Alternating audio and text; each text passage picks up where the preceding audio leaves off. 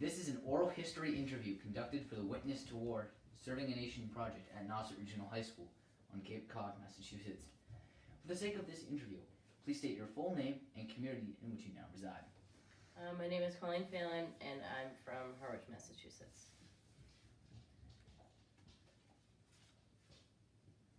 What did you want to be, or what did you want to grow up to be while you were in high school? I wasn't really sure what I wanted to be when I was in high school. I went back and forth from wanting to be in a medical field or working with animals. Wasn't entirely sure what I wanted to do, so I figured it out eventually.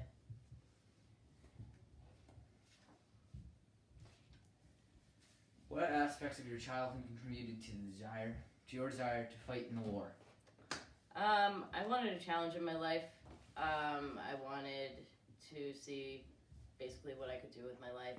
I wasn't entirely sure what I wanted to do at that particular time in my life, and I've always been patriotic, and I figured, why not join the Army?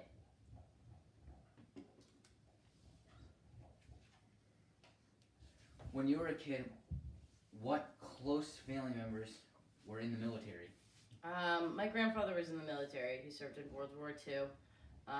My dad's side, my dad's from Ireland, he was in the Irish military as well. Okay. What inspired you to join the branch of the armed services that you joined? Army kind of intrigued me. I didn't necessarily want to be a Marine. That was a little intimidating. I didn't think Navy and Coast Guard would be as much of a challenge, so I went with the Army.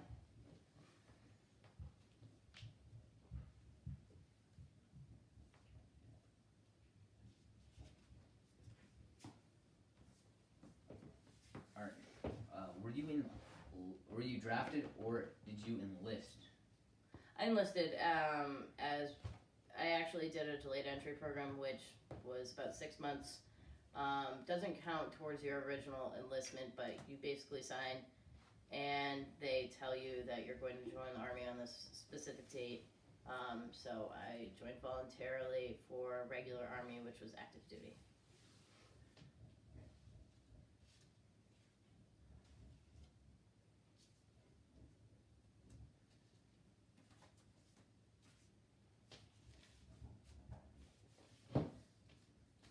Where did you train before you were deployed? Originally, I was sent to my basic training in Fort Jackson, South Carolina, which was 8 weeks. And then I went to Fort Gordon, Georgia, and that's where I did my AIT, which is Advanced Individual Training, which I was originally a 35 Juliet, which was ComSec, so it was radio repair, computer repair, night vision repair. It ended up being cross-trained with a lot of those later on in my career, but that was all my training. And then I got stationed, my full-time station was Fort Riley, Kansas. What locations abroad did you serve in? My first overseas, originally we go to Kuwait, and then you go to Iraq, and I was there for a year, and then I came back to the United States, got mobilized again, and went to a unit that was going to deploy back to Iraq in Bamberg, Germany. All right. Okay. Why did you work repairing different things? And before you went overseas, why did you decide you wanted to repair different things like the radios and the? They have a bunch of different choices that you can choose from. It varies. It kind of comes up as a luck of the draw when you are with the recruiter, and then when you're up at the MEPS, which is where you go before you go to your duty station, and you kind of pick which job you want to do. It sounded interesting. They told me it would be useful in the civilian world, so that's why I picked that. And when you were overseas, what were the living conditions like? Where did you eat? Where did you sleep? Did you shower? Originally when we had gone, there was no showers. We ate basically whatever the kitchen staff could make. There wasn't very many things actually available. We didn't have running water, we didn't have toilets, we didn't have anything. So everything had to be pretty much made from everyone that had deployed. And when you were on your way, when you were going overseas, how did you feel? Like, I'm nervous, as anybody would be. I was 20 years old, so, growing up on the Cape, not really experiencing very much here, and then going over, getting on a plane, not knowing what you're going into, not knowing anything, not knowing the territory, it was very intimidating. And, okay. And,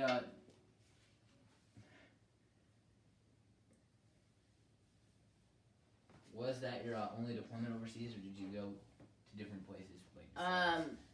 As far as like a foreign country that is at war, yes, Iraq was the only place I went. As I said before, I was in Germany for a little bit, but that's not considered a combat area. It's just an overseas term. And describe your time during the describe your time during Operation Iraqi Freedom. So I got deployed with my company. We were actually a support company to a support battalion to a support of a brigade in Fort Riley, Kansas, which probably doesn't really make much sense. But, so we got deployed, and we actually didn't have anyone we were specifically attached to when we got deployed. So we ended up getting attached to 82nd Airborne, and were support for their entire brigade. As far as like mechanic wise, my company was a mechanic company. We had generator mechanics, auto mechanics, anything you can think of in form of mechanics. And so we were attached to them. I originally was working in the shop, fixing various things, night vision goggles mainly, and then I volunteered for convoy security team. I was the only female that had volunteered, so there was 12 of us. And we did a lot of training to work up to it. We did do combat, medic training, various other things, and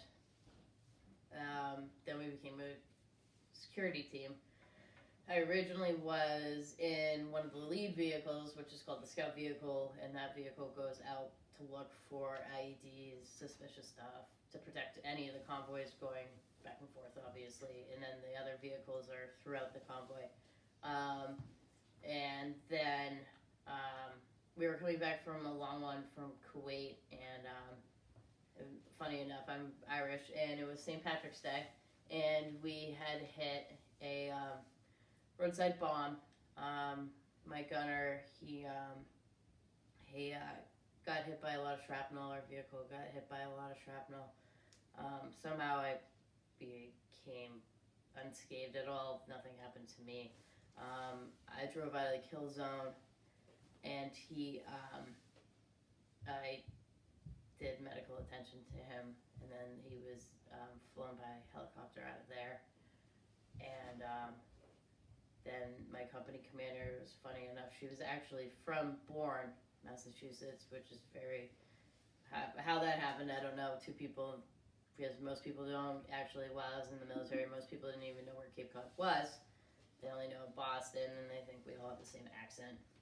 And she actually moved me back. She wanted to take me off the convoy security team, but actually moved me back to just the lead vehicle, not the scout vehicle anymore. And then we moved. 82nd left. They got their orders to go home, and we got attached to 1st Brigade, and we were support company for support battalion, 101st FSB. And then we continued the convoy security with their convoy security team until it was time for us to go home. And then we convoyed back, packed our stuff up, convoyed back to Kuwait. We're there for a couple weeks and then came home.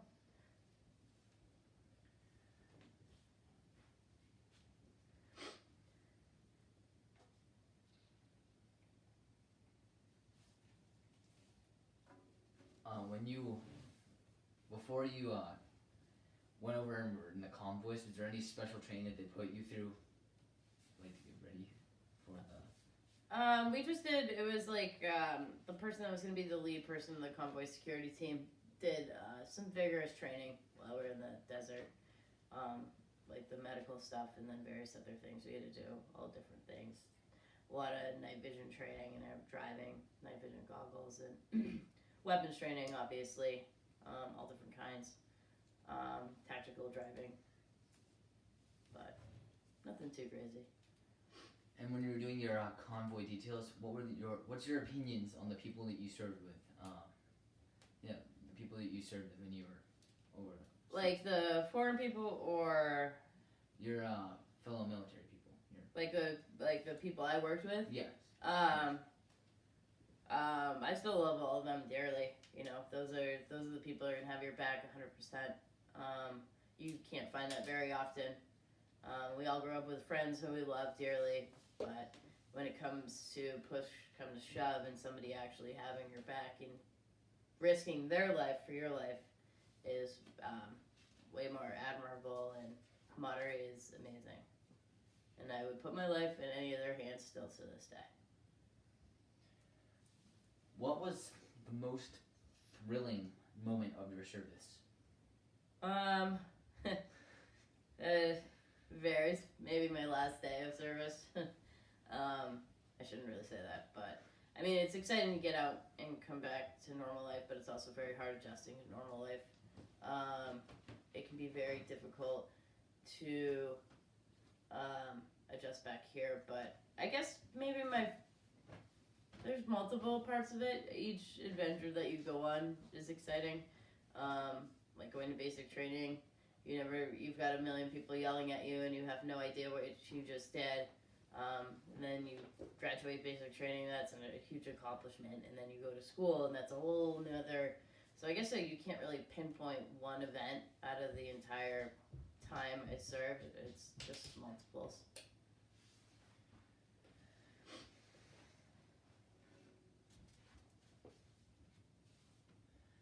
What was your favorite memory with the people that you served with?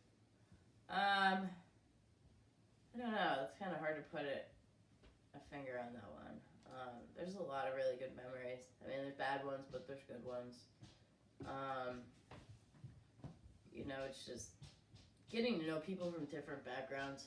I guess there's multiple, because Cape Cod's so confined and so small, and the world's so big out there that you meet so many people from different backgrounds depending on what they did with their lives. So I guess you can't really say there's one specific memory. I mean, meeting new people, doing exciting things with them, getting to know different people, and everybody's in the same position, and everyone comes from different backgrounds, and there's no judgment, and I guess there's really not just one specific moment.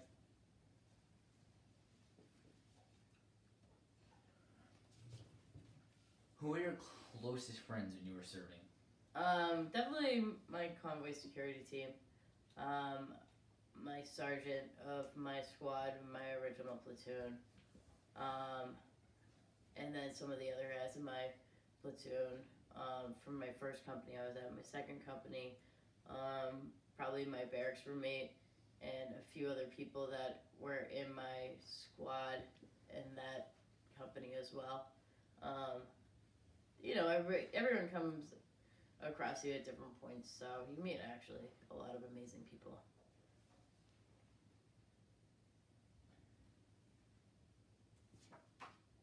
What was your favorite part when you served overseas? What was your favorite thing about doing? Being overseas? Yeah. Or military? Serving.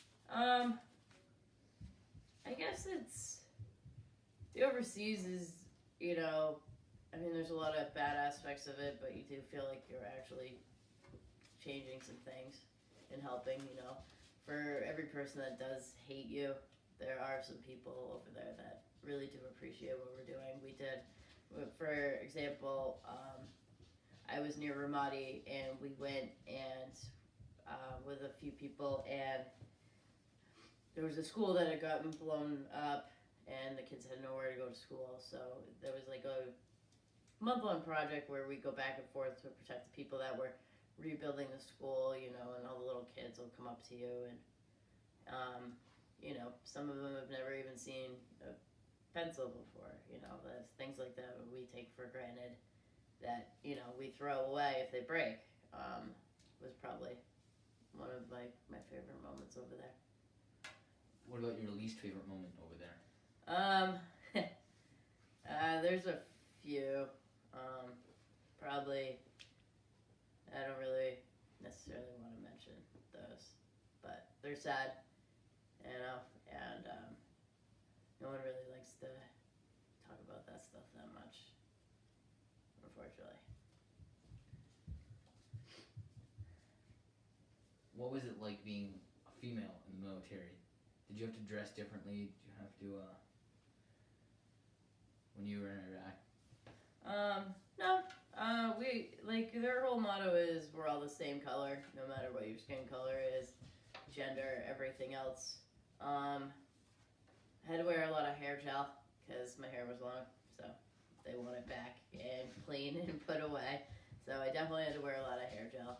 They don't treat you, I mean, the PT tests are a little different. They're scaled more to women's physical abilities compared to men, what we're capable of doing as far as running, push-ups, sit-ups wise. But we still have to dress the same. We still have standards that we have to live up to. And it's you're not really, I was never really treated any differently than anyone else. I was treated just as equal as any of the guys that were sitting next to me.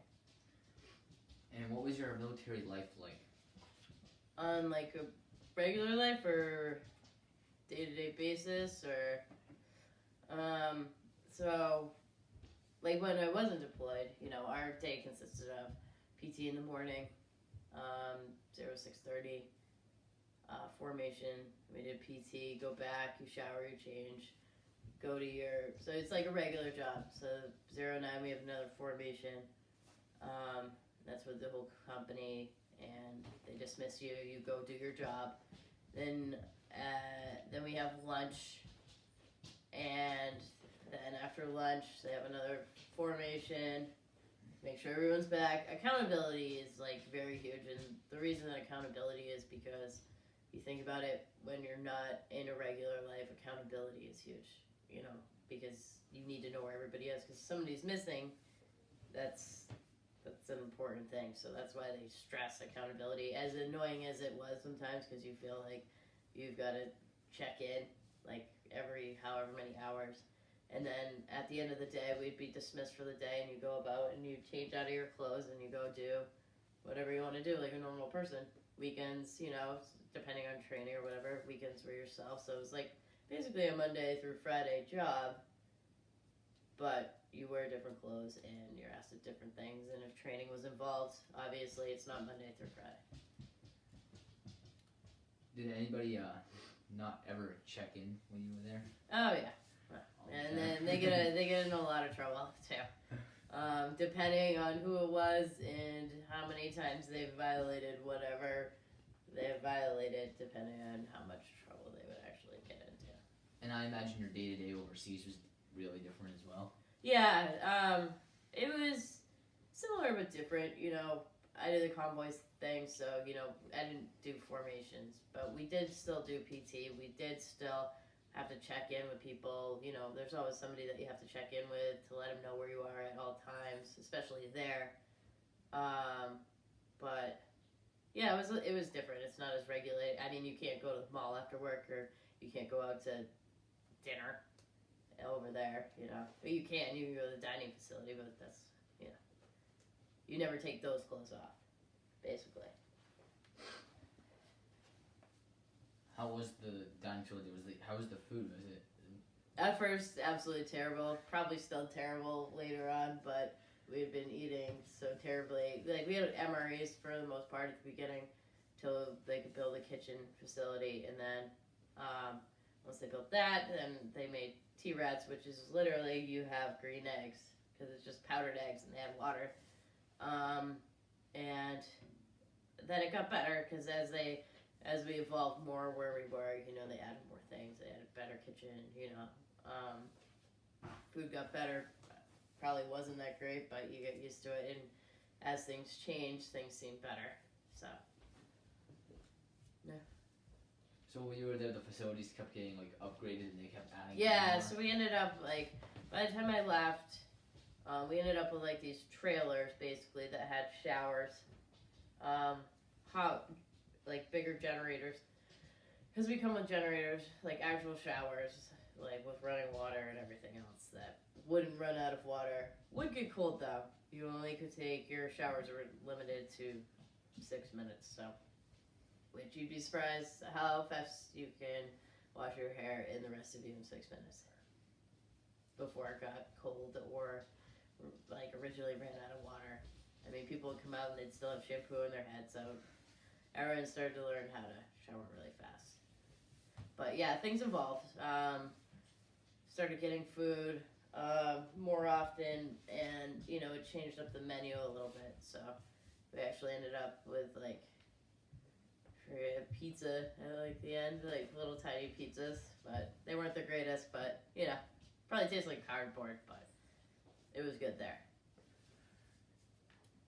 And what was your most memorable moment from the war when you were serving? Probably the whole roadside bomb thing with my friend getting hurt would probably be like, I mean, it's not a great memory, but it's one that will stick with me for probably ever.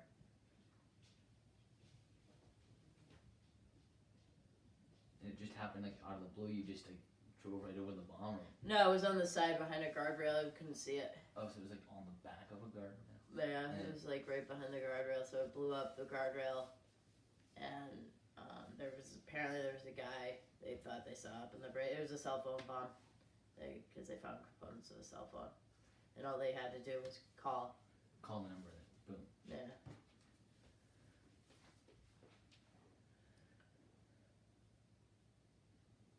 And did you know like what day you were gonna return home from the war? Did they tell you that?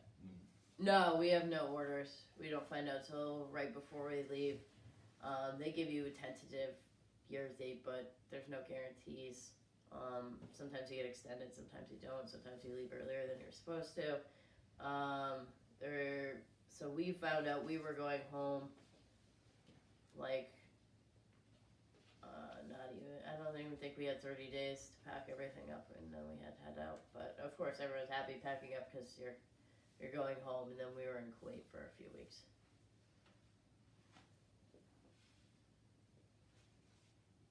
And how did you feel when you found out that you were finally able to go home?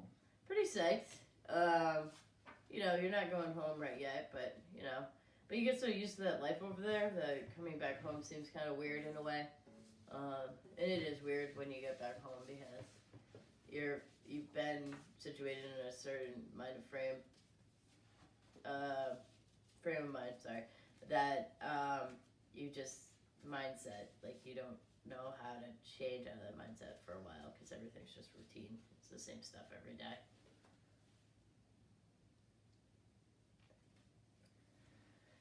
And when you came home, was it very difficult adjusting back to the normal everyday life? Well, the good thing is I was active duty, so I'm around hundreds of other people that are going through the same thing.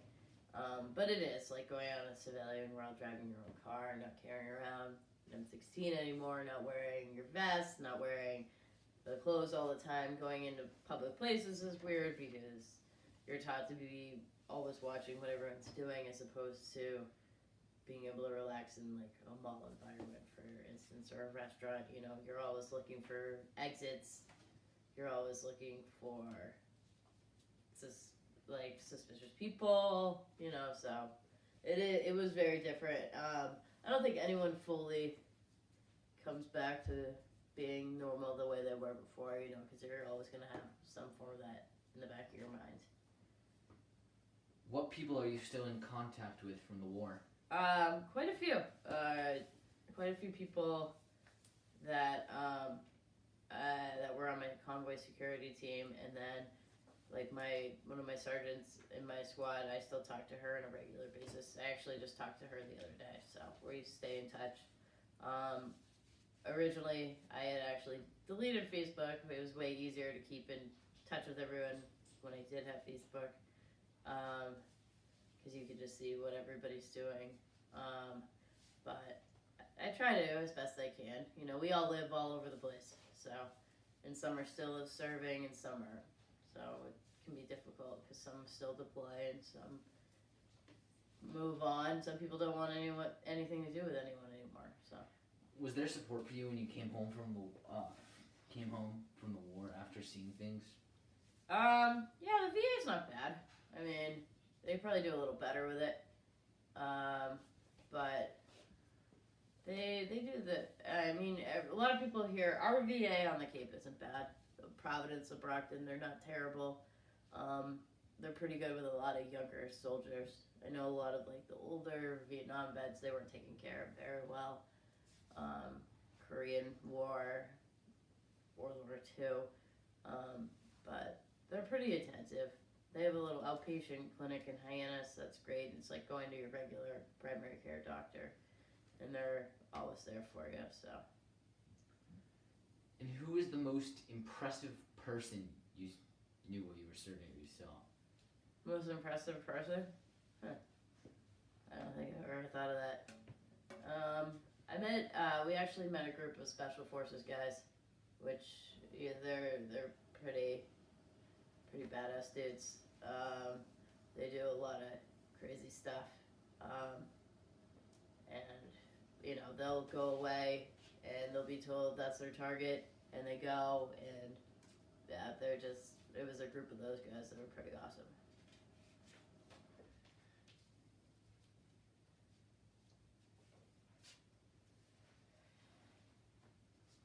And who is the most influential person that you met during your service? Probably, I don't know, I guess my sergeant, she was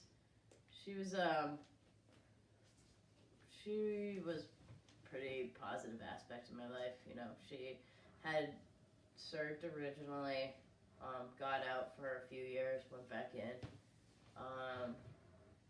She's pretty cool. She's from Maryland originally. She was always there if ever I needed her. Still is to this day. Probably her. She was like kind of like my rock over there.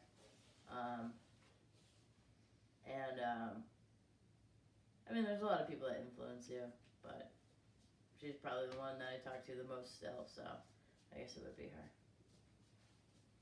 Would you ever go back to the service again? Would you ever go serve again? I've thought about it here and there. I've gone back and forth from the idea. I'm a full-time firefighter and Brewster and a paramedic, so kind of in the same paramilitary structure, so I guess I get a little bit of that doing that type of job, you know, uniform, be here, training, rank and all that stuff. It's not as much as the military. It's slightly like it, but not as much. So I guess I get a little bit of that still, but I kind of miss it. It's easy, like not easy, but it's easy. As long as this is when you eat, this is when you sleep, this is what you wear, this is where you need to be. I mean, you really don't have to think for yourself, and you know, they put a roof over your head and they give you all the food you need, so bill-wise, you don't really have to worry about anything. So. And were there any life lessons that you learned from the military? Oh, yeah, a boatload, you know. Organization, integrity, loyalty. You learn honor, duty, respect, obviously. You realize how much we take for granted in our regular lives. Serving in the military, you know, especially when being deployed, you can't call your friend or hang out with your friend, you know, when you want to. You can't make phone calls when you want to. You can't talk to family when you want to. it teaches you, I feel like, how to not judge people as fast, because everyone's from a different background, and it's pretty much how they treat you, and knowing that they can be there for you, who, despite what their past says, doesn't, I feel like I've taken that with me in my life. We're almost out of time. Okay. Do you have anything else you'd like to say, or any advice you'd like to give to somebody who might want to join military? Sure. More I think almost anybody should serve in the military, even for a little bit. Not necessarily Army or Marines.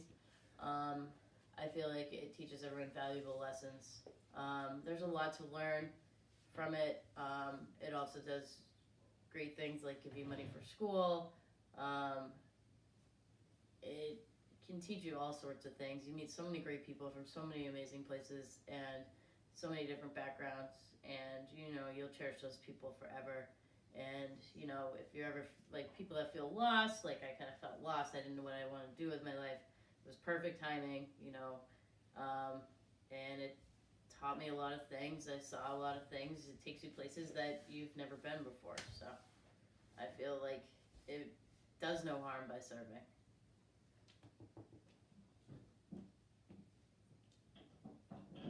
Thank you for your time. Oh, of course. Thank you, guys.